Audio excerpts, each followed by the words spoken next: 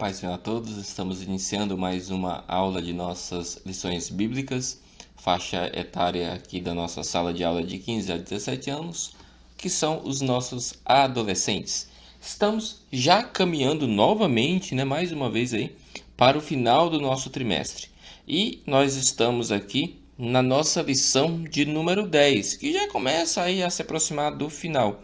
Lição de número 10, ela tem o seguinte título: Avivamento e a vida de santidade. O título da nossa lição de número 10 é Avivamento e a vida de santidade. Então, antes de entrarmos aqui na nossa lição, já gostaria de pedir para que você se inscreva no canal da Escola Bíblica Dominical, se ainda não é inscrito, e dar like nesse vídeo e também a compartilhar esta aula. Vamos lá. Na nossa lição anterior, nós estudamos a respeito do contínuo avivamento na vida do cristão e nós deixamos cinco questões aí para reflexão durante a semana. Então vamos para as questões. Questão de número 1 fala da seguinte maneira: por que os discípulos foram chamados de cristãos? A resposta é porque as pessoas enxergavam neles as ações do próprio Cristo, ou seja, eles faziam as coisas que Cristo fazia, eles seguiam a Cristo. Atos capítulo 11, versículo 26, você pode verificar isto. O que o apóstolo Paulo quis dizer quando comparou os cristãos a uma carta escrita por Cristo? Resposta: o apóstolo queria dizer que os cristãos serviam de carta para que os homens pudessem ler a mensagem de Jesus, 2 Coríntios 3:3, ao olhar para a prática de fé deles. Pergunta de número 3, o que significa ortodoxia e ortopraxia? Isso aqui é já mais técnico, E é bom que você já grava isso aí. Ortodoxia é a crença correta e a ortopraxia é a prática correta. Ortodoxia é a crença correta, é quando você crê de fato em algo verdadeiro. E ortopraxia é a prática dessa crença correta e a prática correta dessa crença correta. Louvado seja Deus. Em relação ao mundo, como sistema, qual o sentimento gerado na igreja quando ocorre um avivamento? Um sentimento de inconformidade. Quando o crente ele é avivado, ele passa agora a não se conformar mais com o mundo. E pergunta 5 e última fala assim: qual é a fonte do avivamento? O que é a fonte do avivamento? Qual é a fonte do avivamento? É óbvio que a fonte do avivamento é Deus, nasce em Deus. E na nossa lição de hoje, lição de número 10, que é avivamento e a vida de santidade, teremos como objetivos explicar a tensão entre o mundo e a igreja, porque não são harmônicos, mostrar o valor da santidade, ela é valiosíssima e necessária, destacar o chamado a ser santo, ou seja, Cristo nos convida, nos ordena de fato a sermos santos. Hebreus capítulo 12, versículo 14 fala assim: segui a paz com todos e a santificação, sem a qual ninguém verá a Deus. Olha que versículo forte. Sem santificação ninguém verá a Deus, falou escrito aos Hebreus capítulo 12 e versículo 14. Vamos para a nossa leitura bíblica em classe, que se encontra em 1 Tessalonicenses, capítulo de número 4, do versículo 1 até o versículo 8, que diz assim. 1 Tessalonicenses, capítulo 4, versículo 1. Quanto ao mais, irmãos, já os instruímos acerca de como viver, a fim de agradar a Deus, e de fato, assim vocês estão procedendo. Agora lhes pedimos e exortamos no Senhor Jesus que cresçam nisso cada vez mais. Versículo 2. Pois vocês conhecem os mandamentos que lhes demos pela autoridade do Senhor Jesus. A vontade de Deus é que vocês sejam santificados, abstenham-se da imoralidade sexual. Cada um saiba controlar o próprio corpo de maneira santa e honrosa. Versículo 5. Não com paixões e desejos desenfreados, ou seja, domínio próprio, como pagãos que desconhecem a Deus. Nesse assunto, ninguém prejudique a seu irmão, nem dele se aproveite. O Senhor castigará todas essas práticas, como já lhes dissemos e asseguramos. 7. Porque Deus não nos chamou para a impureza, mas para a santificação.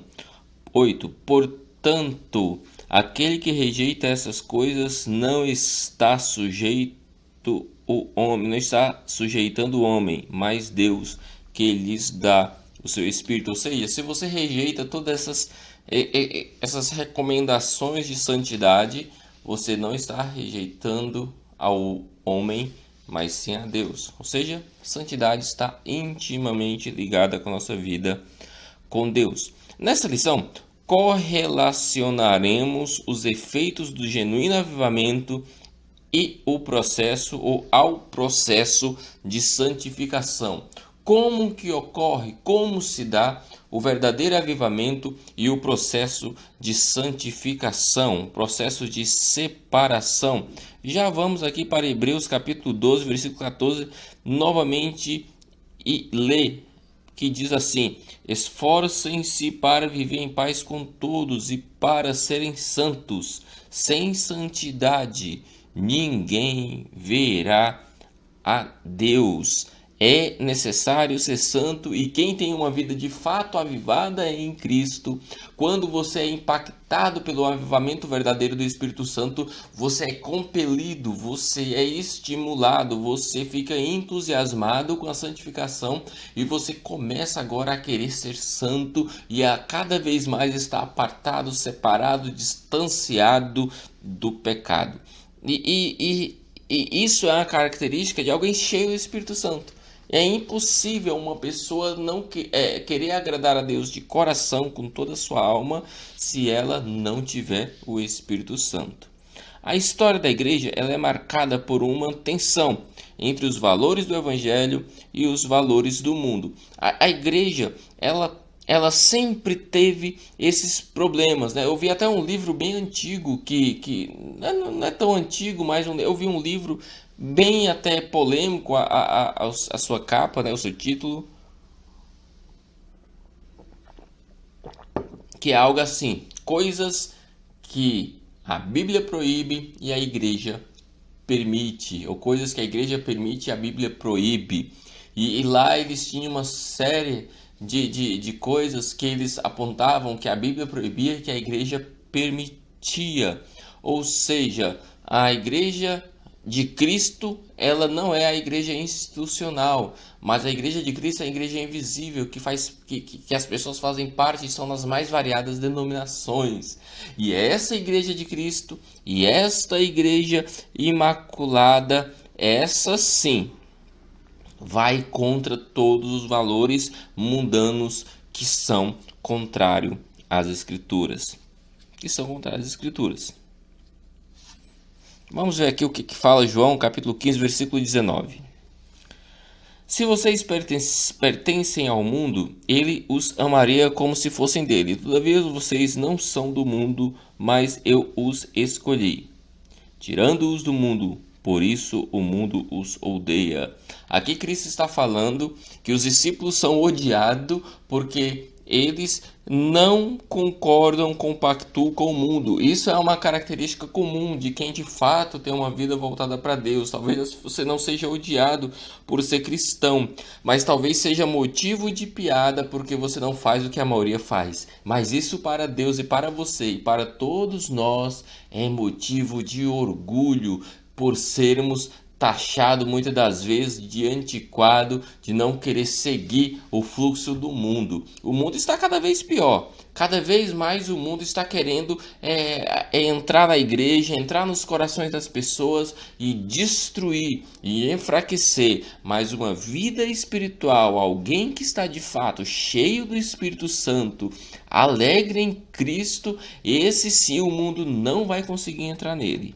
De jeito nenhum. porque ele é protegido por Cristo. Mas há uma tensão interna da igreja. O que seria inimaginável aconteceu.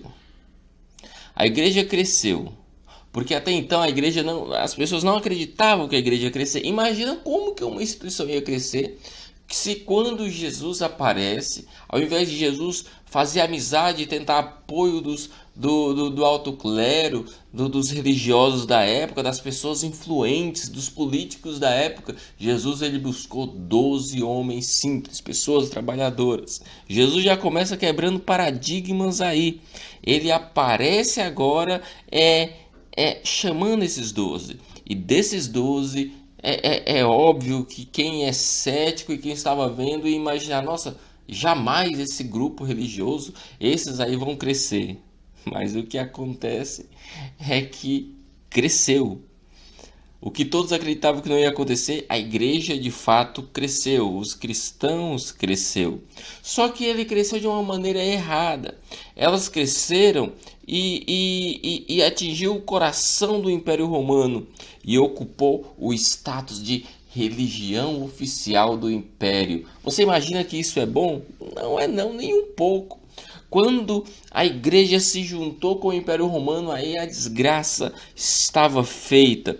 Porque além das heresias, a igreja teve que lidar também com a corrupção, as associações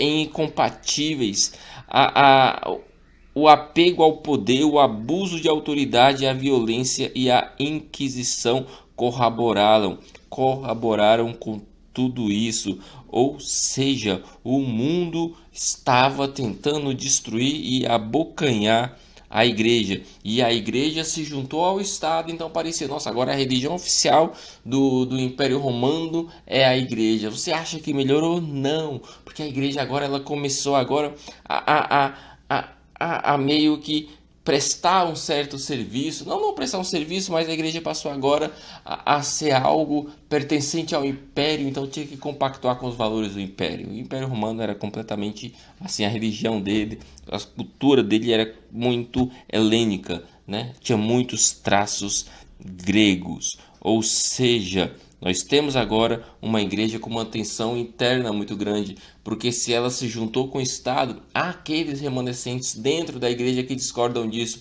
mas há aqueles que concordam, e isso da alta cúpula da igreja. Então o que acontece conflitos, e isso é interessante para o plano de destruir as famílias.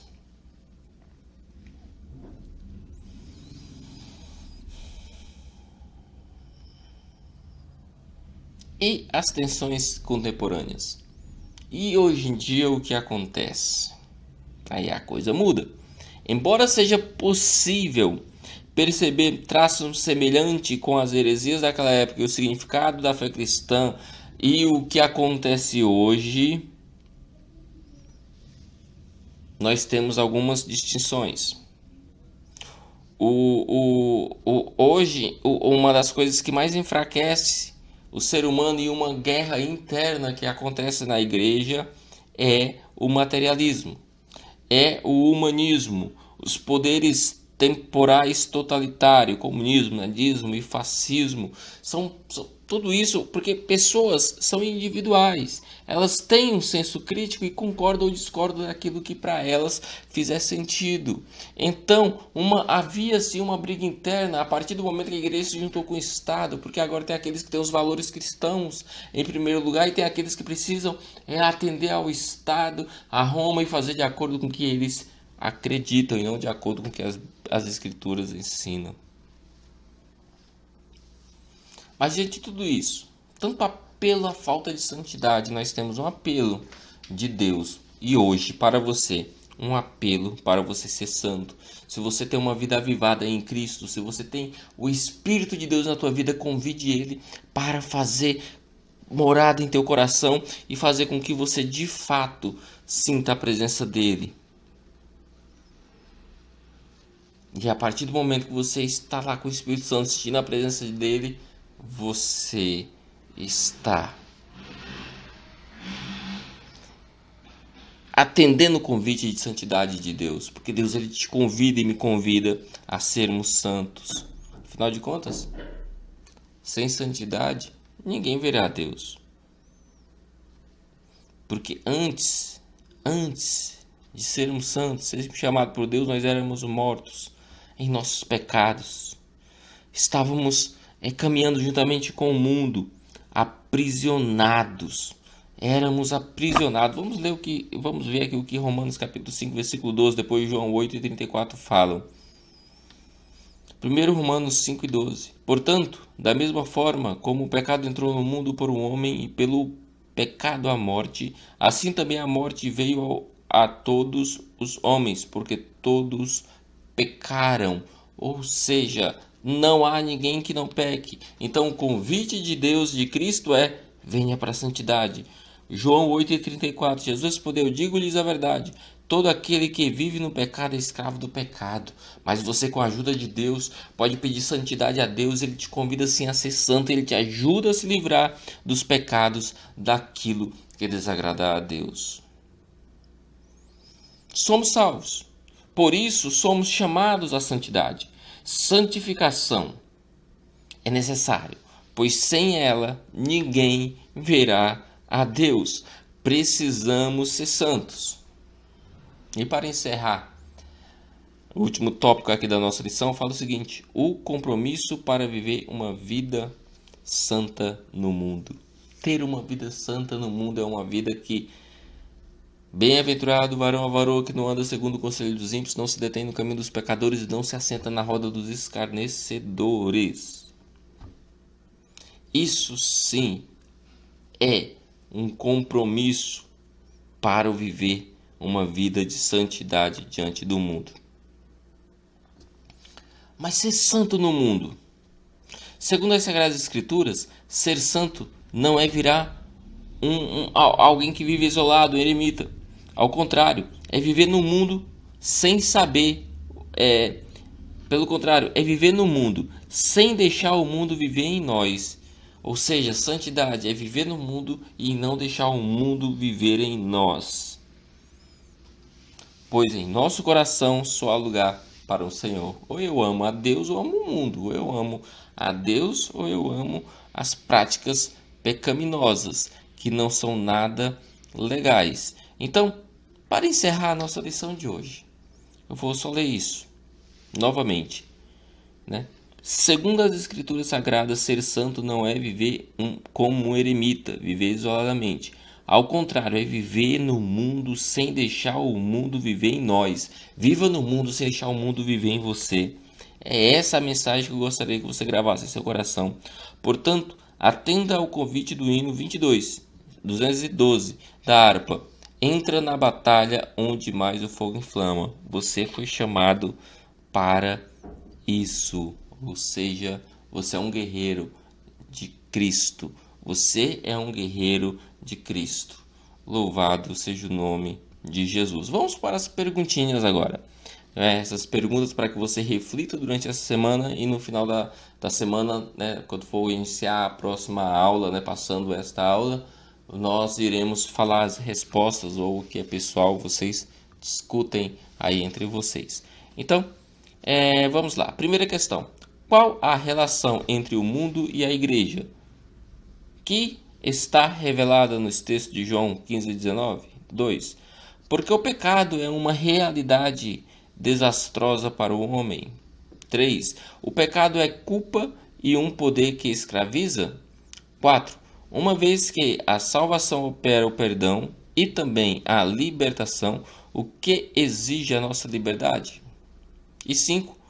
Você aceita o convite para ser santo?